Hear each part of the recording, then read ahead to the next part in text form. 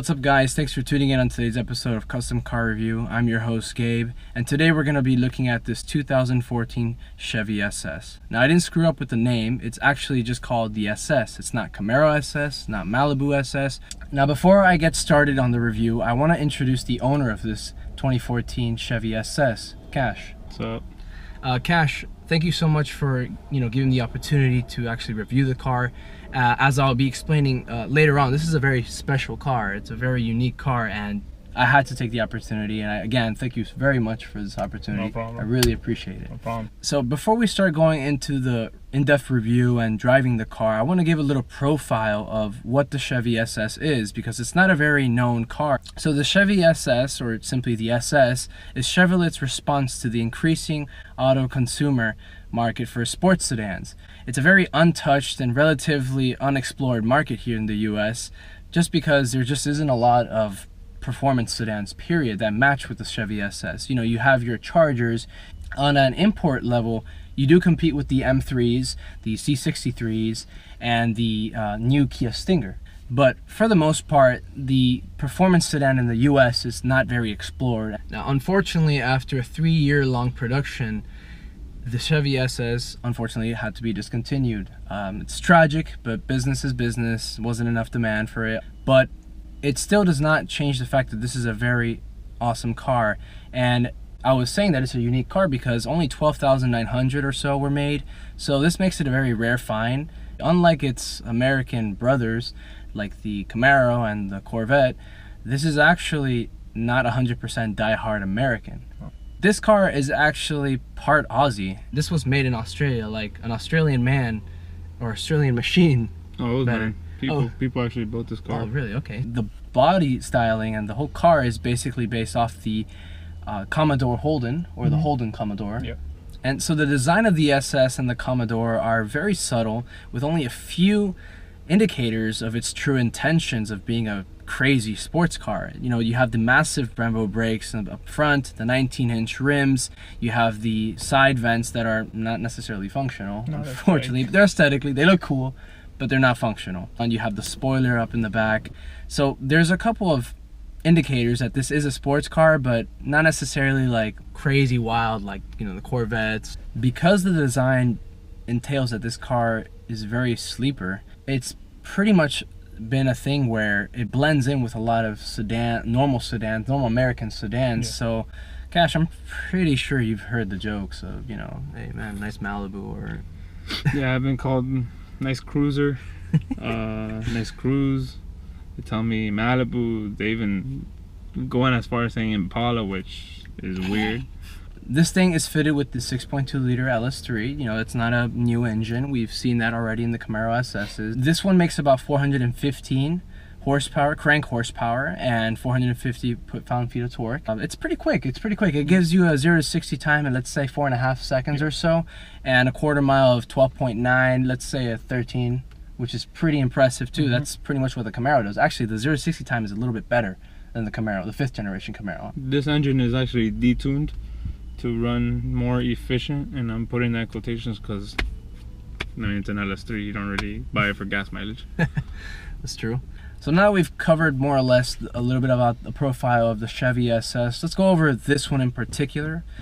This is a 2014, as mentioned before. This is the first year for the Chevy SS's being imported to the US. So they only came automatic. It was only in 2015 where they offered the manual transmission. I see you tearing up a little bit there. But Cash, what have you done so far as to aftermarket stuff? Well, this car has a rotofab intake, and I was ratchet enough to get rid of the lid because it actually didn't sound as strong. Have an X pipe right where the transmission is, and then in the rear I have a Solo Performance J pipes. On top of all of that, I got it tuned, and it wasn't dyno tuned, it was just a flash tune to the car. So I mean, maybe we're looking at the crank 435, 440, depending on the weather. 435, all right, that's pretty impressive. About 20 horsepower gains from that. So I want to give this. I want to really hear this. So let's go ahead and get an exhaust clip now.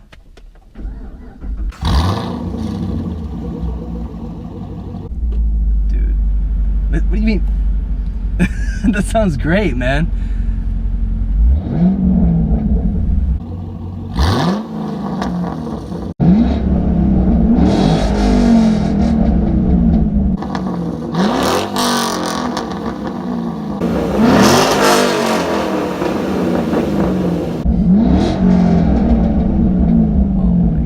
I can't imagine people's faces when they don't know what this car is and they hear that. They're just like, that was a Malibu?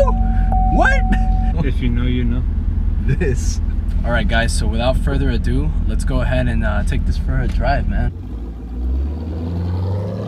Okay, now the first thing I want to mention about this car is the interior of the car, because it's the first thing you pretty much see when you're inside the car. Right when you step in and you take a seat on these very nice, plushy, comfortable seats. Actually, they're very nice, and the design of it is very nice too. It has the SS stitching there. The interior design, the actual like center console, the gauges, and the silver trim here is kind of similar to what you would find in a Chevy Cruze and, you know, kind of the other non-cool sedans. But there's a lot of subtle differences in the car that you would actually not see in these type of cars. The first thing is obviously the suede stitching of the SS over there, so it lets your passenger and yourself, when you're checking the side view mirror, that you're in an SS and that everything is going to be okay. And of course the steering wheel is it's very big, it's very grippy. It has the flat bottom, which we all love. You know? So when you think of a performance sedan, you want to think of a car that is comfortable and that performs really, really well, very fast and stuff like that. And from the drivability and the comfort level, I definitely score this about an 8 out of 10, and I want to say 8. I'm not giving it the extra 2 points because the suspension right now feels very stiff. Is that specific to this year? Does it improve? Do they do stuff like that? Well, yeah, right now you're on basically just regular shocks. You know, if you got the 15, you get the manual in it, you get the magnetic ride, and also the gear selector. If you go to the 16, you get magnetic ride and you get bimodal exhaust. But that's 16 and 17, but as those things are added, it actually slows down the car.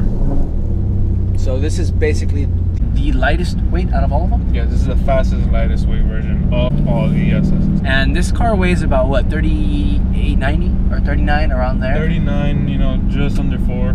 That's exactly as a Camaro. So with the exterior part of the car, it's very, again, like I mentioned earlier, it's very subtle. There's a bunch of stuff that, you know, you obviously can't see while you're driving the car. Like, for example, you can't really see the bumper, but you do see the fender flares, and you really get to appreciate just how thick this car looked. Like, I'm pretty sure a lot of people be like, yo, that's a Malibu, but she thick. Like, thick AF. But the silver color, it's very, very subtle, very nice. It matches very well with the chrome wheels. There's not a huge offset in colors. It's not gonna be like in your face chrome, but it's just gonna, you know, blend in perfectly. And I think that was a very, very good choice when you were picking out the car, man. Okay, Cash, so I'm gonna be honest and I wanna break the ice. Let's test the performance. So let's go ahead and get our first pull. There she is. There's America. There she is. Okay, I need to get this with the windows down.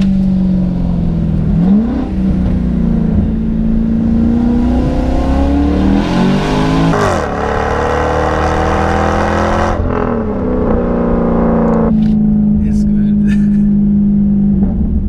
Oh, you heard that little pop? The transmission is not the quickest. No. Let's be honest. It's not like the DCT and the performance BMWs. It's not like the PDK, but it's an automatic, so it's a lot faster than your average street racer. So that's good. There's a little delay there, but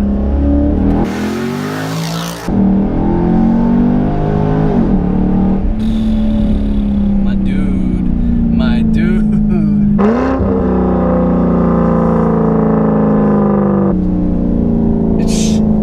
It pulls really hard, man, and I can definitely see where those numbers are coming from. I do feel the power. I am familiar with it though, because I have a Camaro SS myself, so it's not like I'm completely shocked. But what I am new to is having an automatic LS3. What are your plans for, like, what have you done aesthetically? Well, I changed the brake pads and the brake rotors. I'm driving the power stop, the ceramic pads. The rotors are drilled and slotted. It helps with the stopping. The rear diffuser on the 14s only, it came with this satin matte black finish that goes really bad really quick. So I got that painted, and it's a gloss black to match the 15 and 16 and 17s. And other than that, you know, I have my hood that's ceramic coated. All my windows are coated with Adams polish. But my plans for this car are gonna be cam. I have the headers at home, they're cooks. I'm gonna get a magnets and blower, get the heads ported, throttle body ported. I'm gonna get bigger injectors, change out my rear diff, go wider on the tires, of course, because more power comes more grip. Yeah. Also change out most of the aesthetics. I'm gonna go carbon hood, carbon mirror caps, carbon spoiler, carbon splitter, wrap the car. So it'll be completely different, hopefully in the year to come, maybe less. That's awesome. That's awesome, dude. Sounds like a lot of fun. What are you expecting to make after with all of this? My goal is to at least be 750, 800 to the wheel. And you plan on keeping that as a daily? Yeah. Oh my god, dude, you're crazy. Yeah, also 700. running. Also like corn, some E85 in this car will throw a lot of people off. Yes. This car, it does compete and keep up with a lot of cars here in America, but in Australia, this car is something else. They come ute, which is basically a truck, and they come wagon. On top of that, they come with the LSA engine. So over there, they go pretty crazy on this car. Let me tell you, this car is just something else. Like, I test drove the Daytona 392. I actually didn't like it. Then I test drove this one, and I was surprised because this car had everything. This car, you know, you only get two options, either a sunroof or a spare tire. Really, I think that's how it should be, man. I feel like more cars should be like that. Right. For example, this car does come with blind spot monitoring, lane departure warning. You have a heads-up display. You have a crash collision alert. You have front and rear sensors. You also have, it parks itself. It has self-park, reverse and perpendicular. And on top of that, the key fobs comes with remote start. It's basically everything. On the low, before I got here, I started, you know, looking into the car and stuff like that. And if anyone wanted to know what was in my browser history, it's not anything inappropriate, you know, it's not, you know, PH or anything like that. It's actually a bunch of Chevy SS's on Car Gurus, man. I was actually looking at these, man, and I'm really, really interested in looking into buying one as a daily driver car, I want to say.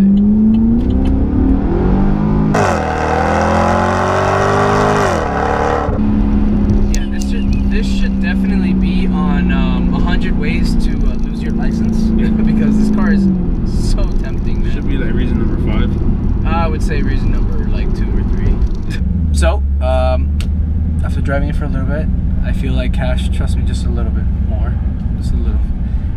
We're gonna try doing a 0-60 right now. I don't know how to really do it, so help me out here, man. All right, so in this car, basically, you know, stop. You're gonna put it into S and then shift down so that in the gears it's gonna say S1. Then you're gonna hit the traction control button twice, and it should say on the clutter the stability track is off. This being the 14 doesn't really have a launch control, so you're just gonna hold the brake, rev it to 1,500, and then let America rip.